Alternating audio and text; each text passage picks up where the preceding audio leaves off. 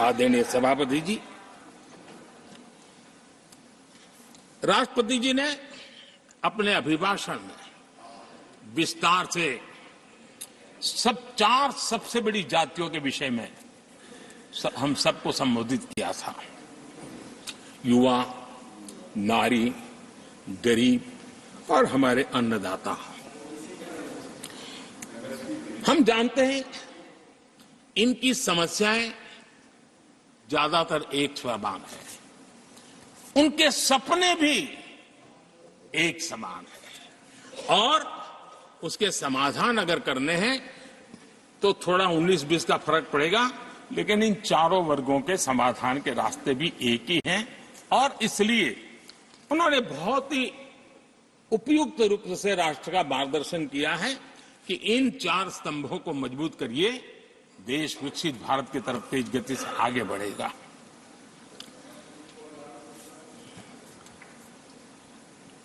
आदरणीय सभापति जी, अगर हम 21वीं सदी में हैं, हम विकसित भारत के सपने को इसी सदी में 2047 तक सिद्ध करना चाहते हैं तो 20वीं सदी की सोच नहीं चल सकती। इस समय 20वीं सदी का स्वार्थी एजेंडा, मैं और मेरा वाला जो खेल है ना, वो 21वीं सदी में देश को समृद्ध नहीं, विकसित भारत नहीं बना सकता है। कांग्रेस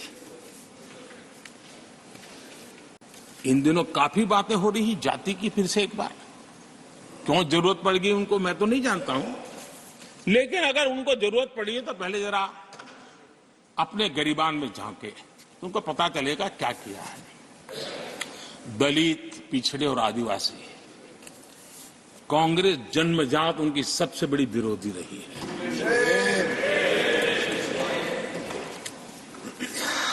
और मैं तो कभी कभी सोचता हूं अगर बाबा साहब न होते ना तो शायद कि एससी एसटी को आरक्षण मिलता कि नहीं मिलता, ये भी मेरे मन में सवाल उठता है।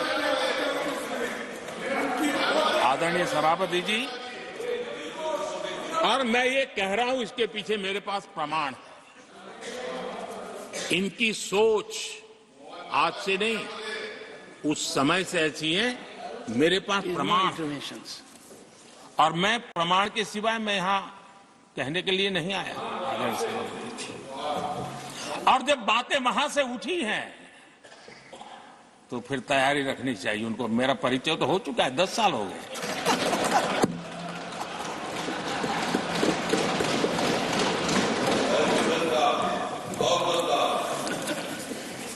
एक बार, और मैं आदरपूर्वक नेहरू जी को इन दिनों ज्यादा याद करता हूं क्योंकि हमारे साथियों की अपेक्षा रहती है कि जरा उनको तो बोलो, कुछ तो बोल रहा थे। अब देखिए, एक बार नेहरू जी ने एक चिट्ठी लिखी थी और ये चिट्ठी मुख्यमंत्रियों को लिखी थी। मैं उसका अनुवाद पढ़ रहा हूं। उन्होंने लिखा था, ये देश के प्रधानमंत्री पंडित नेहरू जी द्वारा उस समय के देश के मुख्यमंत्रियों को लिखी गई चिट्ठी है, ऑन रिकॉर्ड है। मैं अनुवाद पढ़ता हूं। मैं किसी भी आरक्षण को पसंद नहीं करता और खासकर नौकरी में आरक्षण तो कतई नहीं। मैं ऐसे किसी भी कदम के खिलाफ हूं जो अकुशलता को बढ़ावा दे, जो दोयम दर्जे की तरफ ले जाए। ये पंडित नेहरू ने मुख्यमंत्रियों को लिखी हुई चिट्ठी है और तब जाकर के मैं कहता हूं ये जन्मजात इसके विरोधी है। नेहरू जी कहते थे अगर एससी, एसटी, ओबीसी को नौकरियों में आरक्षण मिला तो सरकारी काम का स्तर गिर जाएगा। और आज जो आंकड़े गिनाते हैं ना कि इतने यहां है इतने यहां है, उसका मूल यहां है, क्योंकि उस समय उन्होंने रोक दिया था रिक्रूटमेंट ही मत करो। अगर उस समय सरकार में भर्ती हुई होती और वो प्रमोशन करते करते आगे बढ़ते तो आज यहां पर पहुंचते। सभापति जी, ये कोर्ट में पढ़ रहा हूं, आप वेरीफाई कर सकते हैं।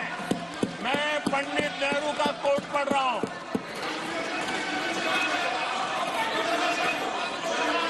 Please.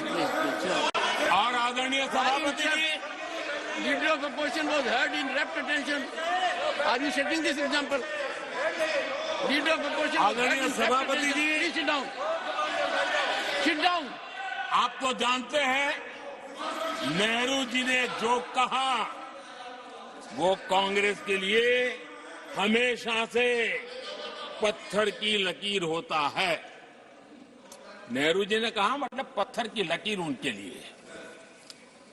दिखावे के लिए आप कुछ भी कहें, लेकिन आपकी सोच ऐसे कई उदाहरणों से सिद्ध होती है।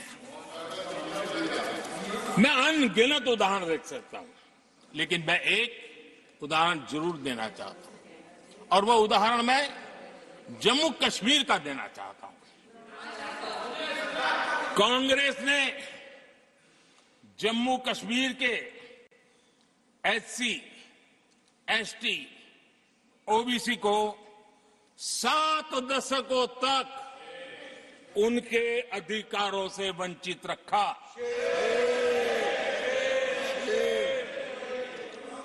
आर्टिकल 370 में हम कितनी जीतेंगे उसकी बात अभी नहीं कर रहा हूं। आर्टिकल 370 को निरस्त किया, तब जाकर के इतने दशकों के बाद एसटी, एसटी, ओबीसी को वो अधिकार मिले जो देश के लोगों को बरसों से मिले हुए थे, उसको रोक के रखा था। जम्मू कश्मीर में फॉरेस्ट राइट्स एक्ट उनको प्राप्त नहीं था। जम्मू कश्मीर में प्रिवेंशन ऑफ एट्रोसिटी एक्ट नहीं था। ये हमने 370 हटाकर ये अधिकार उनको दिए।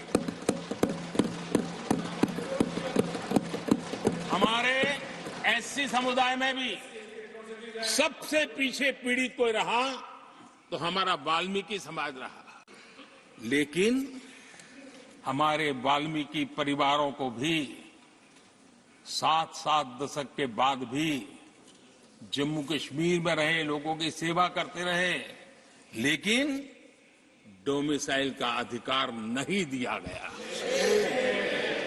ये है। और मैं आज देश को भी अवगत करना चाहता हूं कि स्थानीय निकायों में, लोकल सेल्फ गवर्नमेंट्स में ओबीसी के आरक्षण का विधेयक भी कल 6 फरवरी को लोकसभा में भी पारित हुआ।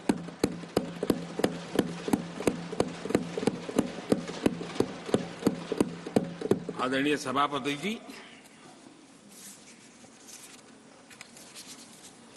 एससी, एसटी, ओबीसी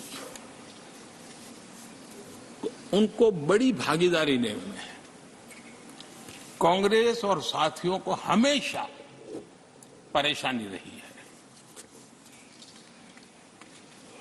बाबा साहब की राजनीति को, बाबा साहब के विचारों को खत्म करने के लिए कोई कसर उन्होंने छोड़ी नहीं है।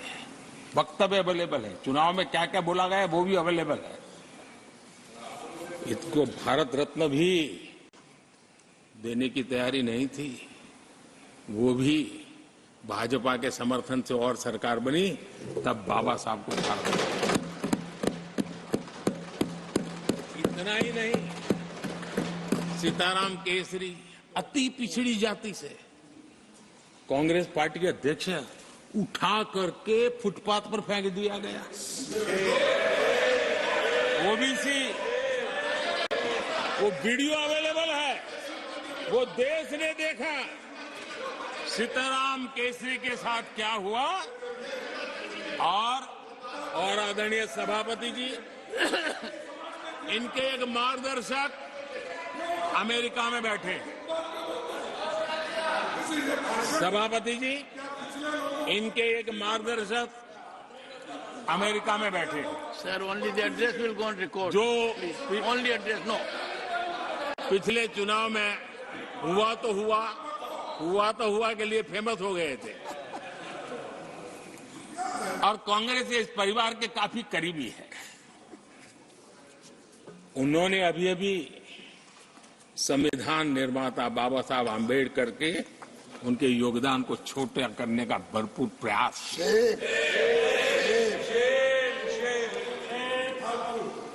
आदरणीय सभापति जी, देश में पहली बार एनडीए ने एक आदिवासी बेटी को राष्ट्रपति बनाने के लिए प्रस्ताव उनको उम्मीदवार बनाया। आपका हमसे वैचारिक विरोध हो वो एक बात है। अगर हमसे वैचारिक विरोध होता, आपने सामने कैंडिडेट खड़ा किया होता, मैं समझ सकता था, लेकिन वैचारिक विरोध नहीं था। क्यों? क्योंकि हमारे यहां से गया हुआ व्यक्ति आपने उम्मीदवार बनाया, इसलिए वैचारिक विरोध नहीं था। आपका विरोध एक आदिवासी बेटी के लिए था और इसलिए आपने, और ये जब सांगमा जी चुनाव लड़ रहे थे, वो भी एक आदिवासी दौड़ दी, उनके साथ भी यही किया गया था।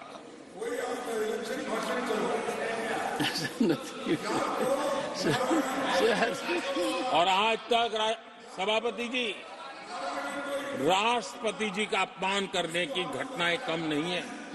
पहली बार इस देश में हुआ है। उनके जिम्मेवार लोगों के मुंह से ऐसी ऐसी बातें निकली है, शर्म से माथा झुक जाए। राष्ट्रपति के लिए ऐसी भाषा बोली गई है, मन में जो कसक पड़ी है ना, वो कहीं न कहीं इस प्रकार से निकलते रहती है। एनडीए के अंदर हमने 10 साल काम करने का मौका मिला। हमने पहले दलित को और अब आदिवासी को, हमने हमेशा, हमारी प्राथमिकता क्या है इसका परिचय दिया। आदरणीय सभापति जी, जब हम हमारी सरकार के परफॉर्मेंस की बात करता हूं, एनडीए की जो गरीब कल्याण की नीतियों की बातें करता हूं, थोड़ा सा अगर उस समाज को निकट से जानते हो, आखिर कौन समाज है लाभार्थी, कौन लोग हैं? ये झुग्गी झोपड़ी में किसको रहने के लिए जिंदगी गुजरनी पड़ रही है? ये किस समाज के लोग हैं? मुसीबतों से गुजरना पड़ता है, व्यवस्थाओं से वंचित रहना पड़ा है, कौन समाज है? हमने जितना काम किया है ना, ये एससी, एसटी, ओबीसी, आदिवासी इसी समाज के लिए है। कच्ची बस्तियों में रहने वाले लोगों को पक्का घर मिला है, तो मेरे इस समाज के बंधुओं को मिला है। स्वच्छता के अभाव में हर वर्ग बीमारी से जूझना पड़ता था, उनको स्वच्छ भारत अभियान का लाभ देने का काम सभापति जी हमारी योजनाओं के तहत मिला है, ताकि उसको अच्छी जिंदगी जीने का अवसर मिला। इसी परिवारों के हमारी माताएं बहनें धुएं से खाना पका पका करके अपनी स्वास्थ्य के संकट को झेल रही थी। हमने उनको उज्ज्वला गैस दिया, वो इन्हीं परिवारों को। मुफ्त राशन हो, मुफ्त इलाज हो, इसके लाभार्थी यही मेरे परिवार हैं, जो समाज के इस वर्ग के मेरे परिवारजन हैं, जिनके लिए हमारी सारी योजनाएं काम कर रही है। आदरणीय सभापति जी, यहां पर कुछ ऐसा नैरेटिव रखा गया, कम से कम तथ्यों को इस प्रकार से नकारना किसका भला होगा? आप ऐसा करके अपनी क्रेडिबिलिटी भी खो रहे हैं, अपनी प्रतिष्ठा भी खो रहे हैं।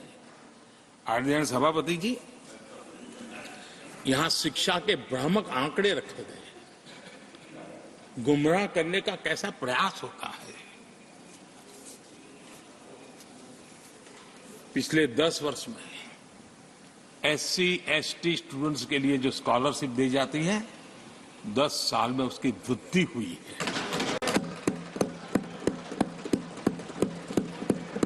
इन 10 वर्षों में स्कूलों में, हायर एजुकेशन में नामांकन की संख्या भी बहुत बढ़ी है और ड्रॉप आउट बहुत तेजी से कम हुआ है।